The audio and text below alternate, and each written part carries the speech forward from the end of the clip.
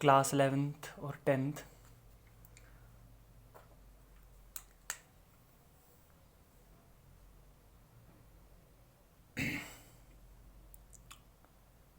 Endocrine glands की अगर हम बात कर रहे हैं तो एंडोक्राइन ग्लैंड्स के अंदर हमने ऑलमोस्ट सारे ग्लैंड्स को डिस्कस कर लिया है। तो अभी कुछ ऐसे ऑर्गन्स और हमारी बॉडी के अंदर हैं जो अपने मेन काम से हटकर एंडोक्राइन रोल भी दिखाते हैं भाई। ठीक है, जैसे हार्ट का मेन काम जो है पंपिंग ऑर्गन है, ब्लड को पंप करने का काम है भाई हार्ट का। सर्कुलेटरी सिस्टम का प्राइमरी ऑर्गन है, प्राइमरी पार्ट है। तो अगर हम हार्ट की बात करें तो हार्ट भी, ये भी, इसका भी एंडोक्राइन रोल देखा गया है भाई। ये भी एज अ एंडोक्राइन रोल इसका भी है। क्या देखा गया है कि हार्ट से भी एक केमिकल सब्सटेंस या हम बोलें एक हार्मोन स्क्रीट होता है जिसका नाम है ANF। ANF मतलब atrial natriuretic factor. Atrial natriuretic factor ANF। ठीक है, क्या पाया गया, क्या रिपोर्ट किया गया कि हार्ट से एक हार्मोन या एक chemical substance ANF atrial natriuretic factor report किया गया है। ठीक है, अब ये क्या करता है, ये जो ब्लड में या मैं बोलूँ यूरिन में प्रेजेंट जो सोडियम होता है उसके लॉस को बढ़ा देता है। यूरिन में प्रेजेंट सोडियम के लॉस को ये ANF बढ़ा देता है। हम जानते हैं कि जो हमारी बॉडी में जो ब्लड प्रेशर होता है वो 120/80 mmHg होता है। ठीक है, कभी कभार किसी कारणवश ब्लड प्रेशर बढ़ भी जाता है। ठीक है, तो अब ब्लड प्रेशर बढ़ गया। ठीक है, तो ये ANF क्या करता है, ये यूरिन में सोडियम के लॉस को बढ़ा देता है। अब आप जानते हैं हम अगर सोडियम लॉस हो गया तो उसके साथ वाटर भी लॉस हो जाएगा। तो अब देखो सोडियम और वाटर यूरिन में लॉस हो रहे हैं तो उससे क्या होगा, ब्लड प्रेशर जो BP है इंसान का वो घट जाता है। ठीक है, हम ये भी जानते हैं कि जो पिट्यूटरी जो ग्लैंड है उसके जो पोस्टीरियर पार्ट से एक हार्मोन रिलीज होता है ADH, एंटी डाययूरेटिक हार्मोन। वो क्या करता है, वो सोडियम के लॉस को क्या कर देता है, कम कर देता है। तो मतलब ANF जो है वो एंटीगोनास्टिक है ADH के, बिल्कुल अपोजिट है।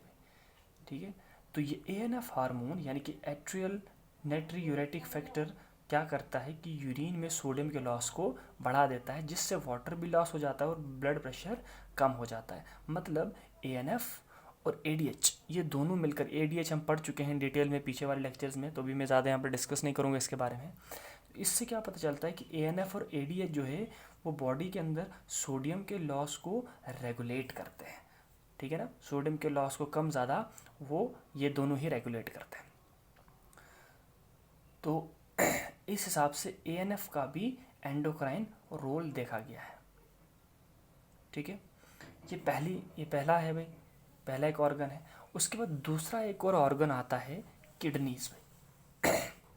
हम जानते हैं किडनीज का मेन काम क्या है, मेटाबॉलिक वेस्ट को बॉडी से बाहर निकालना। They are 2 in numbers. देखिए किडनीज की अगर हम बात करें, किडनीज में से एक हार्मोन बनता है इरिथ्रोपोइटिन। अगर आपको याद होगा तो मैंने ये चीज़ बताई थी आपको, इरिथ्रोपोइटिन। ये क्या करता है, जो हमारी बोन मैरो है, जो हमारी बोन मैरो होती है, बोन मैरो के अंदर हम जानते हैं RBCs बनती हैं। RBCs को हम इरिथ्रोसाइट्स भी कहते हैं। बोन मैरो के अंदर आरबीसीज बनती हैं जिनको आप एरिथ्रोसाइट्स कहते हैं, ये मैंने बताया है। अब आरबीसीज के बनने के प्रोसेस को एरिथ्रोपोइसिस कहते हैं, ये भी चीज़ आप लोग पढ़ चुके हैं। Erythropoiesis, formation of RBCs is called erythropoiesis. अब ये जो आरबीसीज बनने का जो प्रोसेस है, इसको स्पीड अप करने के लिए किडनी एक हार्मोन सिक्रेट करती है इरिथ्रोपोइटिन, जो इस आरबीसीज की फॉर्मेशन को और तेज़ कर देते हैं। मतलब अगर इरिथ्रोपोइटिन हार्मोन किडनी से ना मिले तो आरबीसीज की जो फॉर्मेशन है उसमें गिरावट आ सकती है, वो कम बनेंगे भाई। तो वही चीज़ है यहाँ पर, किडनी भी एक हार्मोन सिक्रेट कर रही है कि जो किसके लिए रेस्पॉन्सिबल है, जो आरबीसीज बोन मैरो के अंदर बनते हैं, हम जानते हैं बोन मैरो में बनते हैं, उन आरबीसीज के रेट को स्पीड अप करने के लिए इरिथ्रोपोइटिन हार्मोन रेस्पॉन्सिबल है। ठीक है, इस हिसाब से किडनी का भी एंडोक्राइन रोल देखा गया। उसके बाद 2 ऑर्गन्स हो गए, एक और ऑर्गन आता है इसमें, ऑर्गन तो नहीं कहूँगा मैं, एक और चीज़ है प्लासेंटा।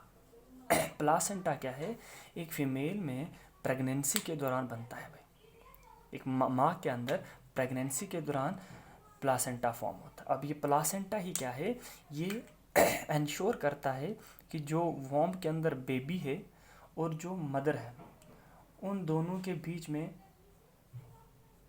खाने का लेन देन, मेटाबॉलिक वेस्ट का लेन देन, माँ जो खाना खाती है वो उस प्लासेंटा के थ्रू ही बेबी तक पहुंचता है, बेबी से जो मेटाबॉलिक वेस्ट जनरेट होता है वो उस प्लासेंटा के थ्रू मदर तक आता है और मदर के ब्लड में मिक्स होकर फिर बाहर बॉडी से आता है। तो अब ये प्लासेंटा, इसका भी एंडोक्राइन रोल देखा गया है। क्या देखा गया है कि प्लासेंटा से एक हार्मोन रिलीज होता है जिसका नाम है HCG। HCG मतलब ह्यूमन कोरियोनिक गोनेडोट्रॉफिन,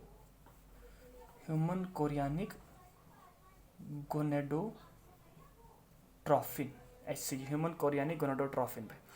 अब ये ह्यूमन कोरियोनिक गोनेडोट्रॉफिन हार्मोन क्या करता है, ये जिस दौरान माँ प्रेगनेंसी के फेज से गुजर रही होती है, तो ये HCG हार्मोन, ये ह्यूमन कोरियोनिक गोनेडोट्रॉफिन हार्मोन क्या इंश्योर करता है कि उस दौरान, उस 9 मंथ्स वाले गैप में, उस 9th मंथ वाले पीरियड में, जिस दौरान एक मदर या एक फीमेल प्रेगनेंसी के फेज से गुजर रही होती है, तो ये पीरियड्स को आने नहीं देता है, ये पीरियड्स को आने नहीं देता है।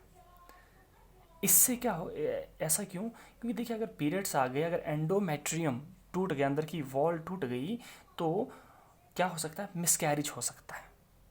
तो ये HCG hormone, human chorionic gonadotrophin hormone placenta से निकलता है और ये क्या इंश्योर करता है कि 9 मंथ यानी कि प्रेगनेंसी वाले पीरियड में कोई पीरियड्स ना आए भाई, जिससे फिर मिसकैरेज हो सकता है।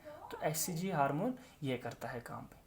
अब देखो अगर हम बात करें, अगर हम हार्मोन्स की बात करें, हार्मोन्स क्या हैं, हार्मोन्स हमारे ब्लड में से निकलकर हमारे यूरिन में भी मिलते हैं भाई। तो अगर हम एक प्रेग्नेंट फीमेल के यूरिन को अगर हम टेस्ट करें, प्रेग्नेंट फीमेल के यूरिन में अगर हम टेस्ट करें, अगर तो यूरिन में HCG पाया गया, तो इसका मतलब वो फीमेल जो है वो प्रेग्नेंट है, वो फीमेल जो है प्रेग्नेंट है। वो कैसे? क्योंकि अगर तो यूरिन में HCG प्रेजेंट है, इसका मतलब यूरिन में कैसे आएगा? अगर तो वो पहले ब्लड में प्रेजेंट होगा, और ब्लड में कैसे आएगा? अगर तो वो प्लासेंटा अंदर बना होगा, क्योंकि प्लासेंटा ही HCG बनाता है। तो अगर प्लासेंटा प्रेजेंट होगा तो तब जाके वो ब्लड में पहुंचेगा HCG, और अगर ब्लड में होगा तो आगे वो यूरिन के अंदर प्रेजेंट होगा। तो इसीलिए अगर हम फीमेल के यूरिन को टेस्ट करें, अगर वहाँ पर HCG रिपोर्ट किया गया, इसका मतलब वो फीमेल प्रेग्नेंट है भाई। ठीक है ना? तो HCG का यही रोल है फीमेल के अंदर। हालांकि प्लासेंटा इसके अलावा बहुत सारे हार्मोन और रिलीज़ करता है, ईस्ट्रोजन्स, प्रोजेस्टेरॉन्स हो गया, ह्यूमन कोरियोनिक सोमेटोट्रॉफिन हो गया, क्रोनिक थायरोट्रॉफिन हो गया, क्रोनिक कॉर्टिकोट्रॉफिन हो गया, रिलैक्सिन हो गया, काफ़ी सारे हार्मोन है, वो आप नेक्स्ट क्लास में देखेंगे। तो ये 3 चीज़ें थी, प्लासेंटा, हार्ट और किडनीज, जिनका मेन फंक्शन के अलावा एंडोक्राइन और रोल भी है भाई। ठीक है बच्चों, तो ये चीज़ें अभी आप इसमें कवर करेंगे इस चैप्टर में। ओके।